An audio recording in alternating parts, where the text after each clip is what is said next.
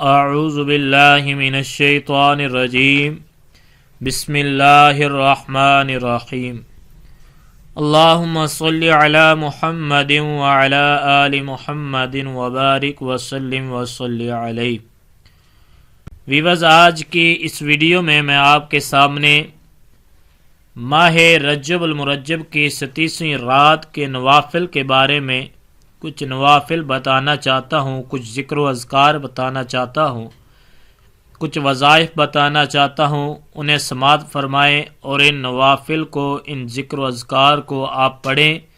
ان کا بہت زیادہ فائدہ ہوگا۔ ساتھ مختصر میں ان کے فضائل بھی عرض کر دیتا ہوں۔ ماہ رجب المرجب پورا مہینہ ہی بہت زیادہ برکت والا ہے، اور بالخصوص 37ویں رجب کی رات، یہ وہ رات ہے جس رات کو اللہ تبارک و تعالی نے اپنے حبیب علیہ الصلاۃ والسلام کو معراج کروائی، اور اس رات کے فضائل بھی بہت سارے بیان فرمائے گئے ہیں۔ آئیے نماز فرض 5 گانا ادا کرنے کے بعد آپ ان نوافل کو ادا کریں، ان نوافل کا آپ کو بہت زیادہ فائدہ ملے گا۔ 12 رکعت نماز نفل کے بارے میں ذکر آتا ہے۔ 12 رکعت نماز نفل 2 کر کے آپ نے ادا کرنے ہیں۔ ہر رکعت میں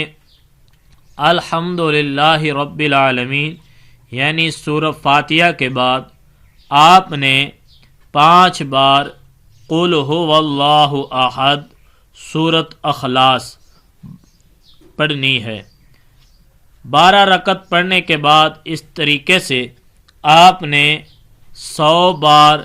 کلمہ تمجید سبحان اللہ والحمد للہ ولا الہ الا اللہ واللہ اکبر ولا حول ولا قوت الا باللہ العلی العظیم، یہ کلمہ تمجید 100 بار پڑھنا ہے، اور اس کے بعد 100 بار استغفار آپ نے یہ پڑھنا ہے، اور اس کے بعد 100 بار درود شریف آپ نے پڑھنا ہے، پھر دعا مانگنی ہے، اور 27 رجب کو روزہ رکھیں۔ اس کی فضیلت بھی سماعت فرما لیں۔ فرمایا جو شخص دعا کرے گا یہ نوافل پڑھ کر اور روزہ رکھ کر، اللہ تعالیٰ انشاءاللہ اس کی ہر دعا کو قبول فرما لیں گے۔ اسی طریقے کے ساتھ آگے بیان فرمایا کہ 6 رکعت نماز نفل 2 کر کے یہ بھی پڑھنے ہیں۔ ہر رکعت میں الحمد شریف سورہ فاتحہ کے بعد 7 بار قل هو اللہ احد پڑھیں۔ 6 رکعت پڑھنے کے بعد 50 بار درود شریف پڑھیں۔ اس کی فضیلت یہ ہے کہ تمام دینی و دنیاوی حاجات پوری ہوں گی، اور 70,000 گناہ اللہ پاک اس شخص کے معاف فرما دیں گے۔ پھر فرمایا کہ جو شخص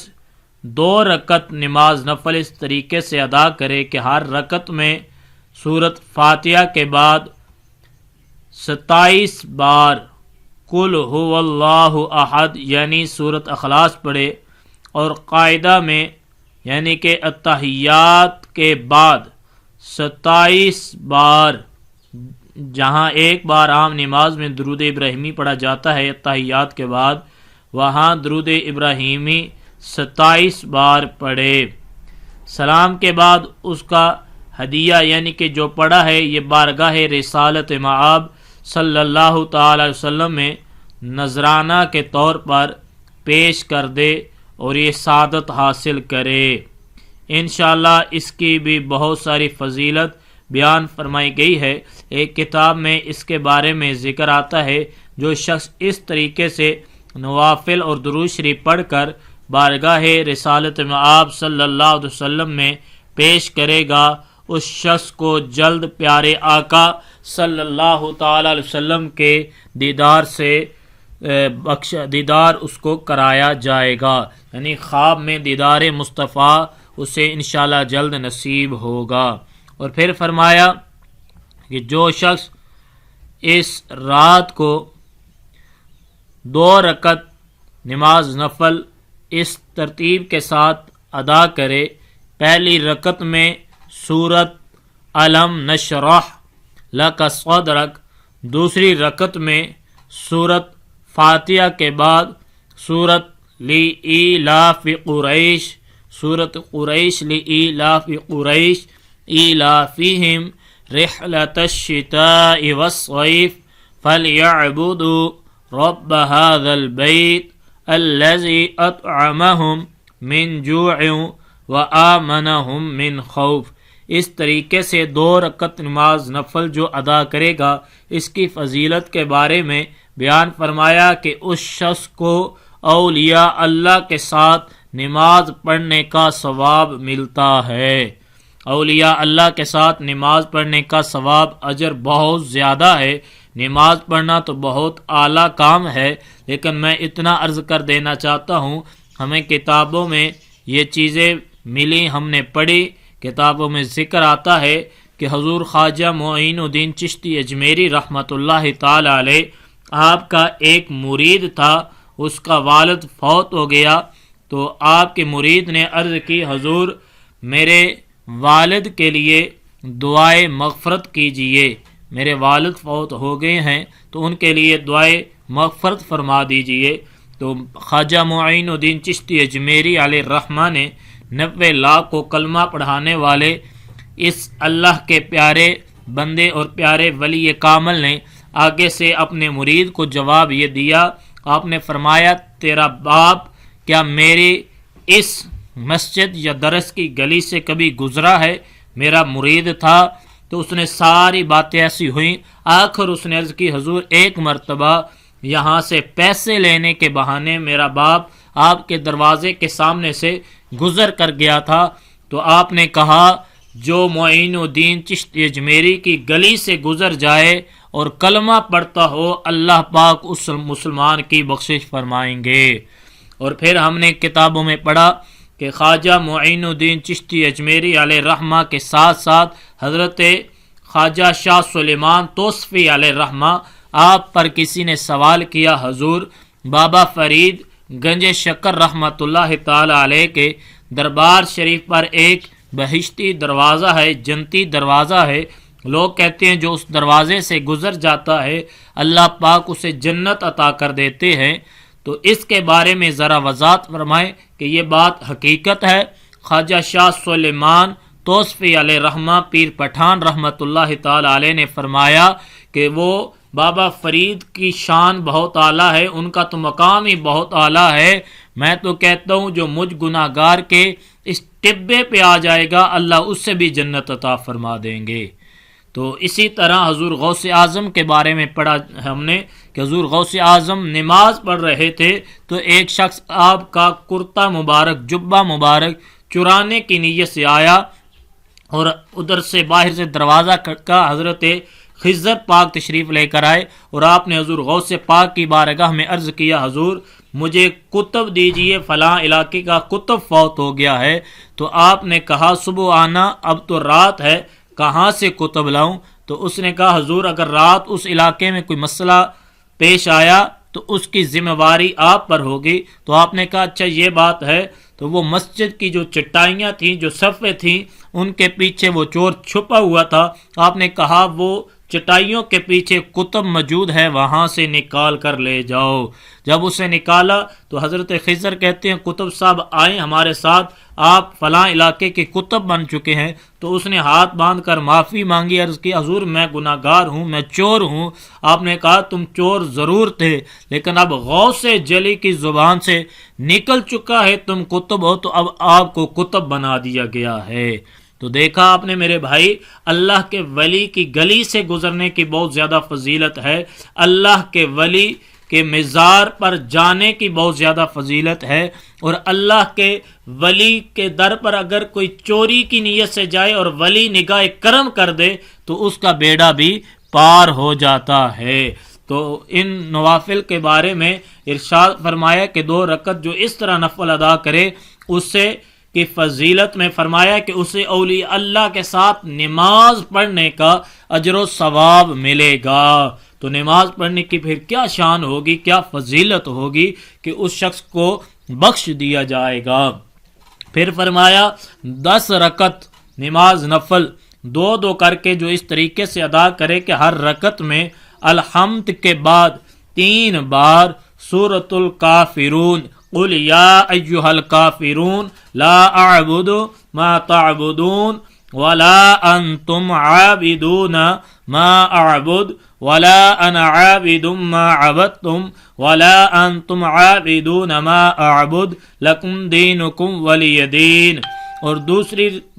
3 بار قل هو اللہ احد پڑھے۔ 10 رکعت کے بعد 1 بار کلمہ توحید پڑھے، پھر یہ دعا پڑھے اللہم صلی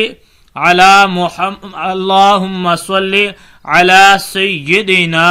و مولانا محمد وعلی آلہ الطاہرین ولا حول ولا قوة الا باللہ العلی العظیم۔ اس کی فضیلت بیان فرماتے ہوئے کہا گیا کہ اللہ تعالی ہر رکعت کے بدلے 1000 رکعت کا اس شخص کو اجر و ثواب عطا فرمائیں گے۔ اور اس رات کے بارے میں ذکر آتا ہے، حضور صلی اللہ علیہ وسلم نے ارشاد فرمایا جو کوئی رجب کی پہلی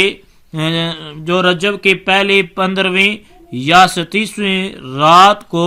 غسل کرے گا تو وہ گناہوں سے ایسے پاک ہو جاتا ہے جیسے ابھی ہی وہ شخص پیدا ہوا ہے۔ اس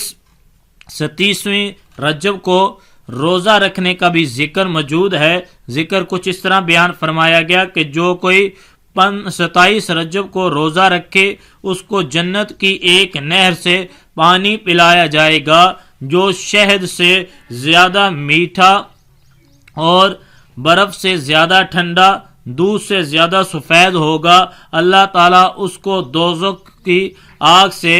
بچائیں گے اور جنت الفردوس میں اس کا ایک بہت ہی اعلیٰ مقام تیار کیا جائے گا۔ اور ایک جگہ بیان فرمایا گیا کہ جو شخص ماہ رجب کی 37ویں رجب کا روزہ رکھتا ہے اللہ تبارک و تعالی اسے اس شخص کے 60 سال کے گناہ معاف فرما دیتے ہیں۔ تو اس طریقے سے پھر فرمایا جو شخص ماہ رجب کی برکت کی نیت سے کوئی بھی عمل کرے گا انشاءاللہ اس روزے کی اور اس عمل کی برکت سے ہماری مشکلات، پریشانیاں، مصیبتیں، بیماریاں دور ہو جائیں گی۔ اللہ پاک اپنے حبیب علیہ الصلوۃ والسلام کے توسل سے ہمیں ماہ رجب المرجب کی 37ویں رات کو نوافل ادا کرنے کی اور اپنے پیارے آقا صلی اللہ علیہ وسلم پہ درود و سلام پڑھنے کی سعادت عطا فرمائے اور اللہ پاک ہماری مشکلیں آسان فرمائیں۔